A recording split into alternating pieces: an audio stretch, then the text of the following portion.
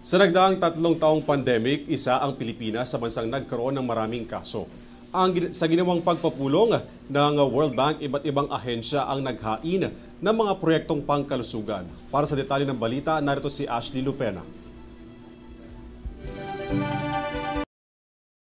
Isa sa prioridad ng gobyerno ngayon ay ang proyektong pangkalusugan na nakapaloob sa Philippine Development Plan o PDP. Kaya naman sa nakalipas na pagpupulong ng World Bank kasama ang Department of Finance at NEDA, suportado ng pandaigdigang bangko ang proyektong pangkalusugan ng pamahalaan.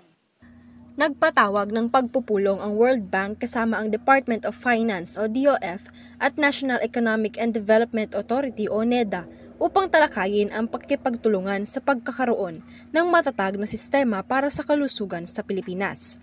Nabanggit ni Finance Secretary Jokno na COVID-19 ang nagpilit sa pamahalaan ng lahat ng bansa na seryosong tingnan ang kahandaan ng sektor sa pangkalusugan at abilidad na suportahan ang ekonomiya sa ganitong uri ng krisis. Dagdag pa ng kalihim na nakatutok ang Pilipinas sa pagpapaunlad at pagtatatag ng isang mahusay na sistemang pangkalusugan. Bilang suporta sa sinabi ng kalihim, inilahad ni NEDA Secretary Arsenio M. Balisacan na prioridad ang sektor ng kalusugan na napapailalim sa Philippine Development Plan o PDP.